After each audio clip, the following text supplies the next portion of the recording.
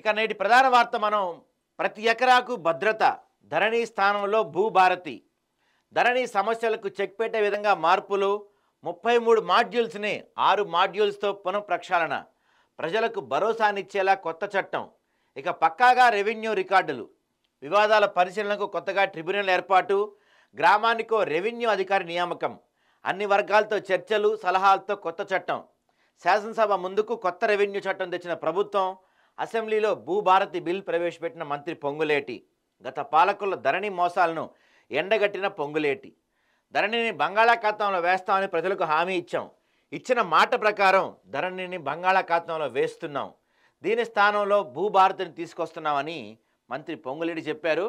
అన్ని ప్రధాన వార్తాపత్రికల్లో కూడా ఇదే అంశం గురించి మనకి కనపడుతుంది. భూ పరిపాలనలో నవశకం ధరణి స్థానంలో భూభారతి 2014 జూన్ 25 ముందు సాదా బైనామా కొనుగోళ్ల క్రమబద్ధీకరణ 19 సెక్షన్లతో శాసనసభలో నూతన ROR 2024 బిల్.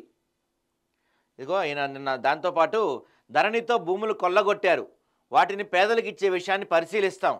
ధరణి భూతం వెనుక 2 వ్యక్తులు వారికి అనుకూలంగా చట్టం తయారు చేసుకున్నారు. మా నేత అన్నట్లే దాన్ని బంగాళాఖాతంలో కలిపాం. భూభారతి అద్భుత చట్టం అసెంబ్లీలో రెవెన్యూ మంత్రి పొంగులేటి. చూడాలి మరి భూభారతి అద్భుత చట్టం ధరణిని తీసేసి కొత్తగా చట్టం తీసుకొచ్చిన మాట వాస్తవం. దీంట్లో మీరు పొందుపరిచిన అంశాలు 33 మాడ్యూల్స్ ఏవైతే తీసేసి కేవలం 6 మాడ్యూల్స్ పెట్టారు. తర్వాత కొల్లగొట్టిన భూములు లాక్కొని పేదలకు పంచుతా అని చెప్తున్నారు. ఇది మీ ఎలక్షన్ అప్పుడు రాహుల్ గాంధీ స్వయంగా చెప్పారు భూములని ఎవరైతే అన్యక్రాంత భూములు లాక్కొని పేదలకు ఇస్తామని. కానీ మీరొచ్చి సంవత్సరం పూర్తయింది ఇంతవరకు ఒక ఎకరంగా ఒక గుంట భూమి కూడా మీరు పేదలకు ఇచ్చిన ఎక్కడ కనపడలేదు. ఇంకా హైడ్రా పేరుతో ఏవో రచ్చలేపారు కానీ మీరైతే ఎక్కడా ఒక గుంట భూమి ఇచ్చినట్టు కూడా మాకైతే కనపడలేదు. సరే దాని గురించి మాట్లాడదాం మనం. ఇక అసలు ఏమేమి ఉన్నాయి భూముల సమాచారం ఇక దాచలేరు. ఎవరివైనా ఎక్కడి నుంచైనా వివరాలు చూసారా ఏర్పాట్లు 11 కాలములతో పహాణి. ఇది మెయిన్ అసలు యాక్చువల్లీ గతంలో వీళ్ళు తయారు చేసుకుంది ఎందుకయ్యా అంటే ఒక అమెరికన్ కంపెనీ ఒక ఫారిన్ కంపెనీకి దీని బాధ్యతలు ఇస్తున్నామని చెప్పినప్పటికీ కూడా డీలింగ్ మొత్తం ఇక్కడ ఎక్కడి నుంచి జరిగిందో అందరికీ తెలుసు. అర్ధరాత్రిలో అక్కడికి ఎవరెవరు వెళ్ళేవాళ్ళో కూర్చొని ఆ సర్వర్ దగ్గర కూర్చొని ఎవరికి తగ్గట్టు పేర్లు మార్చుకున్నారో ఇండియాలోనే లేకుండా విదేశాలకు వెళ్ళిపోయిన వాళ్ళకి మళ్ళీ భూములు ఎక్కడి నుంచి వచ్చాయో ఇవన్నీ అందరికీ తెలిసిన మాటే తెలిసిన ముచ్చటే. అంతెందుకు నిన్న ఏదో లేఖ రాశాడు కదా కేటీఆర్ నా పైన ఫార్ములా ఏరియాస్ గురించి దమ్ముంటే అసెంబ్లీలో చర్చ పెట్టమని. దాని గురించి కాదా కేటీఆర్ నీకు దమ్ముంటే ఫార్ములా ఏరియాస్ గురించి కాదు మా ధరణి పోర్టల్ని ఎందుకు రద్దు చేస్తున్నారు ధరణి పోర్టల్లో భూభారతి ఎందుకు తీసుకొస్తున్నారు దీని గురించి చర్చ పెట్టండి దమ్ముంటే చేల్చుకుందామని అసెంబ్లీలో అడుగాయా కేటీఆర్ నువ్వు. చూద్దాం అసెంబ్లీలో అడగగలుగుతావేమో చూద్దాం అడుగు ఒకసారి నువ్వు. లక్షల కోట్ల కుంభకోణం లక్షల ఎకరాల్లో స్థలాన్ని పొలాల్ని భూముల్ని చెరబట్టలేదా మీరు. అసలు తెలంగాణలోనే దేశంలో ఎక్కడా లేనంత విధంగా ఒక వక్ఫ్ భూములు కావచ్చు అసైన్ భూములు కావచ్చు మాస్క్ ఇచ్చిన భూములు కావచ్చు ప్రభుత్వ భూములు కావచ్చు కొన్ని వందల ఎకరాలు దేశంలో ఎక్కడ లేనంత తెలంగాణలోనే ఉంది. ఈరోజు దాన్ని మీరు ఏ విధంగా అన్యక్రాంతం చేశారు దాన్ని మీరు ఏ విధంగా చెరబట్టారు దాన్ని ఏ విధంగా మీరు గ్యాంగ్ రేప్ చేసి పడేశారు ఎన్ని భూములు మీరు లాక్కున్నారు అన్నది అసెంబ్లీలో చర్చ పెట్టమని దమ్ముంటే కేటీఆర్ నువ్వు. మాట్లాడదాం దాని గురించి కూడా మాట్లాడదాం. అసలు ఈ భూభారతి ఏంటి చూద్దాం ఒకసారి మనం. తెలంగాణ భూ పరిపాలనలో నూతన మార్పులకు ప్రభుత్వం శ్రీకారం చుట్టింది. రైతులు భూ యజమానుల హక్కుల రక్షణ భద్రతతో పాటు పలు రకాల సహాయ సహకారాలు అందించేలా ప్రభుత్వం భూభారతి బిల్ రూపొందించింది. ప్రతి గుంట భూమికి చట్టబద్ధమైన హక్కు కల్పిస్తూనే ఆ హక్కుల పరిరక్షణ బాధ్యతలు కూడా ఈ చట్టం పర్యవేక్షించేలా విధానాలు ఇందులో పొందుపరిచారు. రైతులకు ఏదన్నా భూ సమస్య ఎదురైతే పైసా ఖర్చు లేకుండా ఉచిత సలహా పొందేందుకు వీలు కల్పించారు. ఇది మెయిన్ పాయింట్. రైతులకు ఏదన్నా సమస్య కలిగితే పైసా ఖర్చు లేకుండా ఉచిత సలహాలు పొందేలాగా వీలు కల్పించారనేది మనకి ఇక్కడ ఇంపార్టెంట్ పాయింట్. ఎందుకంటే గతంలో ధరణి విషయంలో కానీ ఈ భూముల విషయంలో ఏదైనా మనకి సమస్య వస్తే చలానా కట్టుకోవాలి మనం చలానా కట్టి కంప్లైంట్ రిజిస్టర్ చేసుకోవాలి. దానికి 2000 3000 ఎంతో తీసుకునేవాళ్ళు. ఒకవేళ ఆ చలన రిజెక్ట్ అయితే మీరు కట్టిన 2000 అటే. ఇట్లా ఓన్లీ కంప్లైంట్స్కే కొన్ని లక్షల డబ్బులు వచ్చి పడినాయి వాళ్ళకి. ఓన్లీ కంప్లైంట్స్కే, నాన్ రిఫండబుల్ కంప్లైంట్స్ మళ్ళీ ఇవన్నీ. అది కూడా తీసేశారు, మంచి విషయం. ఇక భూ వివాదాలకు కోర్టుల చుట్టూ తిరగకుండా జిల్లా స్థాయిలోనే 2 అప్పీల వ్యవస్థలు ఉంటాయి. ధరణి స్థానంలో 19 సెక్షన్తో తెలంగాణ భూభారతి 6/2024 బిల్లును శాసనసభలో రెవెన్యూ శాఖ మంత్రి పొంగులేటి శ్రీనివాసరెడ్డి బుధవారం ప్రవేశపెట్టారు. ఏమంటున్నారు ఇంకా చూద్దాం మనం ఒకసారి. దీంట్లో ఏళ్ల తరబడి నివాస స్థలాలపై హక్కు లేని గ్రామకంఠం భూములకు పట్టా పాస్ పుస్తకాల జారీకి ఇందులో అవకాశం కల్పించారు. రైతులు, భూ యజమానుల సమస్యల పరిష్కారాలు కూడా చట్టబద్ధం చేసేలా పలు సెక్షన్లు జోడించారు. ఏకకాలంలో రిజిస్ట్రేషన్, మ్యుటేషన్ విధానంలో ఎలాంటి మార్పు ఉండదు. కొత్త వచ్చిన 3 నెలల్లోగా మార్గదర్శకాలను రూపొందించనున్నారు. అనంతరం చట్టంలోని సెక్షన్ అమల్లోకి రానున్నాయి. దేశంలో మేటి చట్టాలుగా పేరున్న రాష్ట్రాల ఆర్ఓఆర్ను అధ్యయనం చేసి తెలంగాణ ఆర్ఓఆర్ 2024 బిల్ రూపొందించామంటూ పలు సెక్షన్లను మంత్రి పొంగులేటి ఉదాహరించారు. ప్రస్తుత భవిష్యత్ అవసరాలను తీర్చిదిద్దే విధంగా కొత్త చట్టం ఉంటుందని పేర్కొన్నారు. మనకి ఇది చాలా మంచి విషయంగా చెప్పుకోవచ్చు. ఎందుకంటే గతంలో ధరణి విషయంలో ఎంత భయంకరంగా, ఎంత దారుణంగా భూములను చెరబట్టారో తెలిసిన విషయమే. మరి దేశంలో మేటి చట్టాలు రూపొందిస్తున్నాం, ఎన్నో అధ్యయనం చేసి ఇది రూపొందిస్తున్నామని చెప్తున్నారు. చూడాలి దీన్ని కూడా. ఇప్పుడు బిల్ పెట్టినంత మాత్రాన, కొత్త పేరు తీసుకొచ్చినంత మాత్రాన అద్భుతాలు జరిగిపోవు. దీంట్లో వీళ్ళ విధి విధానాలు ఎలా ఉంటాయి? ప్రధానంగా మనం మాట్లాడుకోవాల్సింది ఏంటంటే, ఈ భూ బకాసురులు కొంతమంది ఎవరైతే ఉంటారో, ఈ దొంగలు వీళ్ళందరికీ అధికారంలో ఎవరున్నా సరే, అటు కాంగ్రెస్ ఉందా, బీజేపీ ఉందా, బీఆర్ఎస్ ఉందా, ఎంఐఎం ఉందా, రేపు ఇంకోటి ఏమొచ్చినా వీళ్ళందరూ ఈ భూ బకాసురులకి, ఈ భూ మాఫియాగాళ్ళకి ఒత్తాసు పలుకుతారు. ఎందుకంటే వాళ్ళే దీంట్లో ఉండేది కాబట్టి. సో చట్టాలు వచ్చినాయి, కొత్త సెక్షన్స్ తీసుకొచ్చారు, కొత్త మాడ్యూల్స్ తీసుకొచ్చినంత మాత్రాన ఏదో మారిపోద్ది, పేదలకి అన్యక్రాంతమైపోయిన భూములు పేదలకి పంచబోతున్నారు, ఇలాంటివైతే ఎక్స్పెక్ట్ చేయలేము. అప్పుడే గమనిస్తుండాలి, చూస్తూ ఉండాలి. మరి వీళ్ళు చెప్పింది జరుగుతుందా, చెప్పింది అవుతుందా, లేకపోతే వాళ్ళలాగే ఏదో అద్భుతం చేస్తామని చెప్పి వీళ్ళు కూడా మిగతా భూమి సైడ్ చేస్తారని మాత్రం చూడాలి. చూద్దాం ఇంకేమంటున్నారో వీళ్ళు. సర్వే అనంతరం శాశ్వత భూధార్, ఇది ఒక కొత్త పాయింట్ తీసుకొచ్చారు. ఎలా అయితే ప్రతి మనిషికి ఒక ఆధార్ కార్డు ఉంటుందో, ఆధార్ నెంబర్ అనేది యూనిక్ నెంబర్, అంటే ఒకడికి ఉన్న ఆధార్ నెంబర్ ఇంకొకటికి ఉండదు. సో అదేవిధంగా ఇక స్థలాలకి కూడా భూధార్ నెంబర్ అని ఒకటి తీసుకొస్తారంట. ఈ భూధార్ అనేది ఒక ఫిక్స్డ్ నెంబర్. సో ఎలా అయితే మన ఆధార్ కార్డు నెంబర్ కొడితే మన చరిత్ర మొత్తం బయటకు వస్తుందో, అలా ఈ భూధార్ నెంబర్ ఎంటర్ చేస్తే దాని పేరు ఎవరి పేరుతో ఉంది ఏంటి ఇవన్నీ కూడా బయటకు వచ్చే విషయంగా కొత్తగా ఈ భూధార్ అనే ఒక నెంబర్ని తీసుకురాబోతున్నారు. దేశవ్యాప్తంగా ల్యాండ్ టైటిల్ యాక్ట్ను తీసుకురావాలన్నది కేంద్ర ప్రభుత్వ లక్ష్యం. అక్షాంశాలు, రేఖాంశాల ఆధారంగా ప్రతి కమతానికి భూభౌతిక సరిహద్దులు నిర్ణయించి శాశ్వత రక్షణ కల్పించాలనే ఉద్దేశం. దీనికోసం భూధార్ విధానాన్ని తెచ్చింది. ఈ క్రమంలోనే రాష్ట్రంలో ప్రతి భూ కమతానికి ఒక ప్రత్యేక సంఖ్య, కార్డును జారీ చేయాలని రాష్ట్ర ప్రభుత్వం నిర్ణయించింది. అయితే రాష్ట్రంలో భూముల సర్వే పూర్తి స్థాయిలో జరగకుండా శాశ్వత భూధార్ కార్డు జారీ చేస్తే భవిష్యత్తులో యాజమాన్య హక్కుల్లో సమస్యలు వస్తాయని ప్రభుత్వం 2 రకాల విధానాలకు కొత్త చట్టంలో స్థానం కల్పిస్తుంది. ప్రస్తుత రికార్డులను అనుసరించి తాత్కాలిక, పూర్తి స్థాయి సర్వే అనంతరం శాశ్వత ప్రాతిపదికన భూధార్ జారీ చేయాలని నిర్ణయించింది. ఇక అప్పీళ్లకు కూడా అవకాశం ఇస్తున్నారు. తహసీల్దార్ స్థాయిలో భూ సమస్య పరిష్కారం కాకపోతే ఆర్టీఓకు, అక్కడ నుంచి కలెక్టర్కు అప్పీల్ చేసుకోవచ్చు. న్యాయపరమైన భూ సమస్యల పరిష్కారానికి ల్యాండ్ ట్రిబ్యునల్ నెలకొల్పుతారు. ఇవి రాష్ట్ర స్థాయిలోనా లేదా జిల్లా, డివిజన్ స్థాయిలో ఏర్పాటు చేస్తారా అనేది అవసరాన్ని బట్టి ప్రభుత్వం నిర్ణయించనుంది. భూ పరిపాలన ట్రిబ్యునల్ కమిషనర్ను ప్రభుత్వం నియమిస్తుంది. సో గతంలాగా ఈ ల్యాండ్ గొడవలు ఏమన్నా ఉంటే కోర్టు చుట్టూ తిరగవసరం లేదు. ఇక్కడే ఫస్ట్ తహసీల్దార్ స్థాయిలో అయిపోతుంది. ఒకవేళ తహసీల్దార్ దగ్గర పని కాకపోతే అక్కడ నుంచి ఆర్డీఓకు, అక్కడ నుంచి కలెక్టర్కు. సో ఆ తర్వాత ఒక ట్రిబ్యునల్ ఏర్పాటు చేస్తున్నారంట. ఆ ట్రిబ్యునల్ ఎలా ఉండబోతుందో కూడా తొందరలో చెప్తారంట. ఇప్పుడు ఉదాహరణకి ఏదైనా ఒక భూ వివాదంపై తహసీల్దార్ దగ్గరకు దరఖాస్తు చేస్తే అక్కడ పరిష్కారం కాకపోతే 60 రోజుల్లో ఆర్డీఓకి అప్పీల్ చేసుకోవచ్చు. ఆర్డీఓ స్థాయిలో పరిష్కారం నచ్చకపోతే 60 రోజుల లోపల జిల్లా కలెక్టర్కి అప్పీల్ చేసుకునే వెసులుబాటు ఉంటుంది. ఈ అప్పీళ్లలో జిల్లా కలెక్టర్దే అంతిమ నిర్ణయం. కొన్ని విషయాల్లో నేరుగా ఆర్డీఓకు దరఖాస్తు చేసుకోవాల్సి రావచ్చు. అక్కడ ఆ అధికారి చూపే పరిష్కారంతో విభేదిస్తే 30 రోజుల్లోపు కలెక్టర్కి కూడా అప్పీల్ చేసుకోవచ్చు.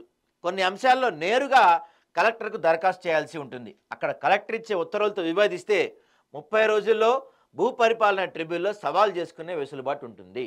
సో ఏదైతే ఉందో గతంలో లాగా ఒక చలాన్ కట్టి 2000 3000 నాన్ రిఫండబుల్ ఫీజు కట్టి ఈ పరిస్థితి ఇప్పుడు లేదు. ఈ పరిస్థితి ఇప్పుడు తీసేస్తున్నారు. ఇది ఒక మంచి విషయం.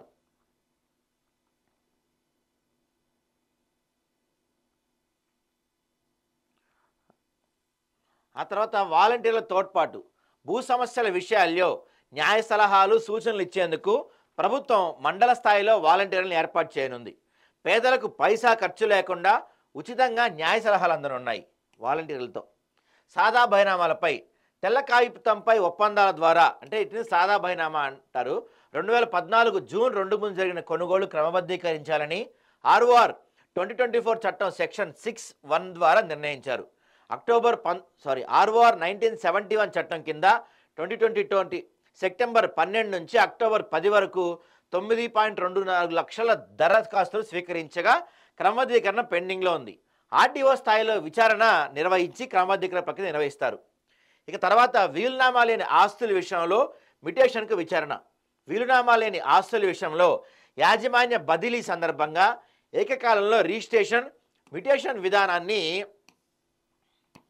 రద్దు చేశారు. ఇకపై మ్యుటేషన్ సందర్భంగా వారసులు ఒక సంయుక్త వివరణ సమర్పించేలా చట్ట నిబంధన తీసుకొచ్చారు. సంబంధిత కుటుంబ సభ్యులందరికీ తహసీల్దార్ నోటీసులు జారీ చేసి వివరణ చేపడతారు. అనంతరమే మ్యుటేషన్ పూర్తి చేసి సెక్షన్ 7(4)ను అనుసరించి కుటుంబ సభ్యులందరికీ వివరణ అందజేస్తారు. అన్ని రకాల ప్రభుత్వ భూముల రక్షణకు కొత్త చట్టంలో భద్రతాపరమైన సెక్షన్లు ఏర్పాటు చేశారు. సుమోటో విచారంతో కట్టడి చేయనున్నారు. రెవెన్యూ శాఖకు చెందిన రికార్డులో మార్పులు చేర్పులు దిద్దుబాట్లు చేసినట్టు గుర్తిస్తే వాటిపై భూ పరిపాలన ప్రధాన కమిషనర్ CCLA తనంత తానుగా సెక్షన్ 16 లేదా ఎవరైనా దరఖాస్తు చేసినా విచారణ చేపట్టే అధికారం ఉంటుంది. మోసపూరితంగా హక్కులు జారీ చేస్తే ఆ పట్టాదారు పాస్ పుస్తకం రద్దు చేసే అధికారం జిల్లా కలెక్టర్కు ఉంటుంది. సంబంధిత తహసీల్దార్ను విధుల నుండి తొలగించడం, ఆ భూమిని వెనక్కి తీసుకొని క్రిమినల్ చర్యలు తీసుకోవడానికి కలెక్టర్కు కూడా అధికారాలు ఉంటాయి. దీంతోపాటు మార్పులు చేర్పులపై అధికారం. ఆర్ఓఆర్ 2020 చట్టం ఎటువంటి మార్పులకు అవకాశం లేకుండా ఏ స్థాయిలోనూ ఎవరికి అధికారం లేకుండా తయారు చేశారు. అయితే ఆర్ఓఆర్ 2024 మాత్రం అవసరాలకు వీలుగా ఒక ప్రకటన ద్వారా ఏవైనా సెక్షన్లు క్లాజులు మార్చుకునే అవకాశం కల్పించారు. ఇక పార్ట్ బి భూములకు విముక్తి. 2017-18లో నాటి ప్రభుత్వం చేపట్టిన భూదస్త్రాల ప్రక్షాళన సందర్భంగా చిన్న చిన్న సమస్యలతో పక్కన పెట్టి 18 లక్షల ఎకరాల భూములకు స్పష్టత తీసుకురానున్నారు. హక్కుల జారీకి అవకాశం కల్పించనున్నారు. సో ఈ విధంగా దాదాపుగా ధరణి ద్వారా ఏ విధంగా అయితే భూములని అన్యక్రాంతం చేశారో, పేదవాళ్ళ భూములను లాక్కొని పెత్తందారులకు పంచిపెట్టారో, ఇవన్నీ కూడా ఈ భూభారతి ద్వారా పరిష్కరించే విధంగా వీళ్ళు అడుగులేస్తామని చెప్తున్నారు. చూడాలి మరి ఎలా అవుతుంది ఇదంతా, వీళ్ళు చెప్పినట్టు జరుగుతుందా? చట్టంలోని 4(1) సెక్షన్ అనుసరించి రాష్ట్రంలోని గ్రామాల్లో ఉన్న అన్ని రకాల భూముల హక్కుల రికార్డులు రూపొందిస్తారు.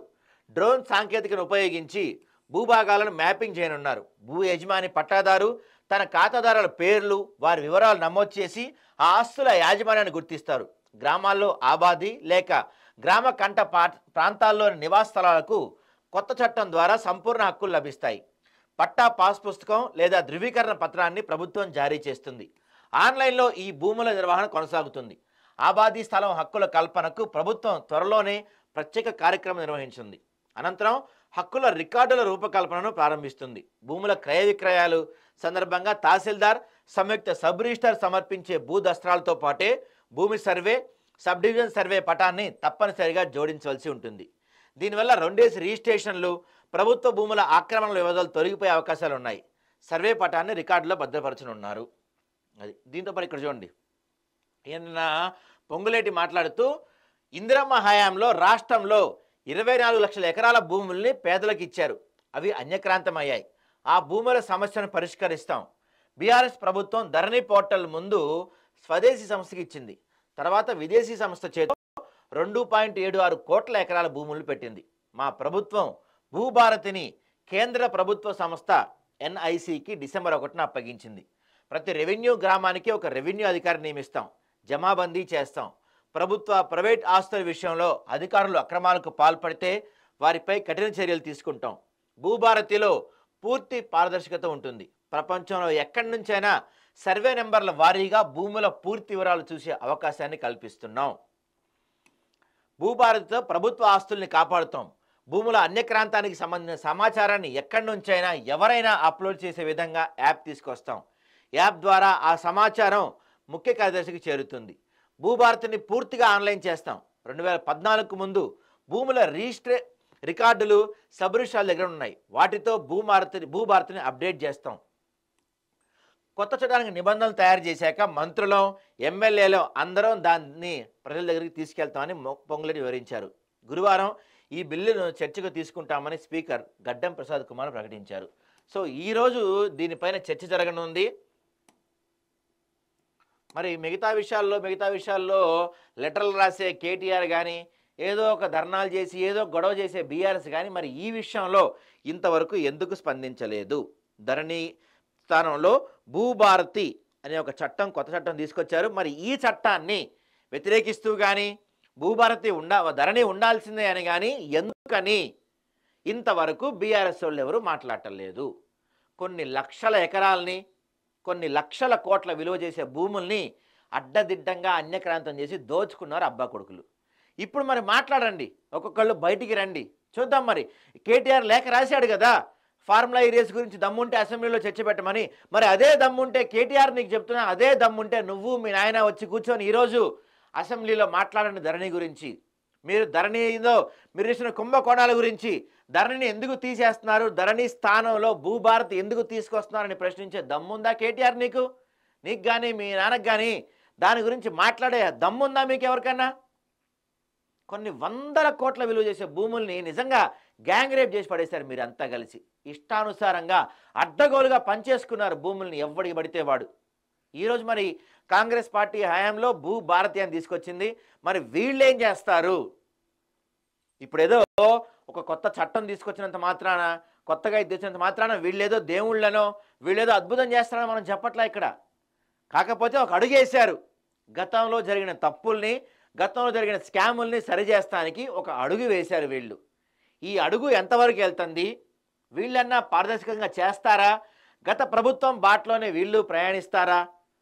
వీళ్ళు చెప్పిన దాని ప్రకారం, రాహుల్ గాంధీ ఇచ్చిన దాని ప్రకారం ఇందిరమ్మ హయాంలో ఇచ్చిన దాదాపు 24 లక్షల ఎకరాలని పేదలకు పంచుతామని చెప్పారు. ఆ దిశగా అడుగులు వేస్తారా? ఒక సంవత్సర కాలం అయిపోయింది. ఈ సంవత్సర కాలంలో ఒక గుంట భూమి కూడా ఎవరికి ఇవ్వలేదు కాంగ్రెస్ పార్టీ. మరి ఈ సంవత్సరం ఏమన్నా ఇవ్వబోతుందా? భూభారతి ద్వారా ఎలాంటి మార్పులు తీసుకురాబోతుంది? ఎంతమంది పేదలకు, గిరిజనులకు న్యాయం జరగబోతుంది అనేది మాత్రం చూడాలి. ఈ సంవత్సరం మాత్రం కాంగ్రెస్ పార్టీకి ఒక టఫ్ టైంగానే చెప్పొచ్చు మనం. చూద్దాం మరి భూభారతితో ఎటువంటి సంచలనాలు సృష్టించబోతున్నారో మనకి తెలుస్తుంది. అంతేకాదు ఇక ఎవరి దగ్గర ఎంత స్థలం ఉంది, ఏ స్థలం ఎవరి దగ్గర ఉంది, ఏ పేరుతో ఉంది, ఇవన్నీ కూడా చాలా స్పష్టంగా తెలిసిపోయే పరిస్థితి వీళ్ళు తీసుకొస్తున్నారు. అయితే నేను పదే చెప్తున్నా, మళ్ళీ చెప్తున్నా, కొత్తగా ఒక చట్టం తీసుకొచ్చినంత మాత్రాన అద్భుతమేమీ కాదు.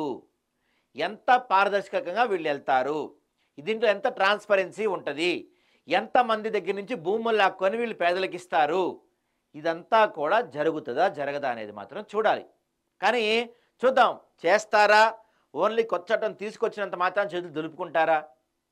హైడ్రాన్ ఒకటి తీసుకొచ్చారు, హడావిడి చేశారు, ఇప్పుడు సైలెంట్ అయిపోయింది. అట్లానే వీళ్ళు భూభారతితో హడావిడి చేయటమేనా? నిజంగా పేదలకు, అన్యక్రాంతం అయిపోయిన భూములకు రక్షణ కల్పిస్తారా అనేది మాత్రం చూడాలి మనం.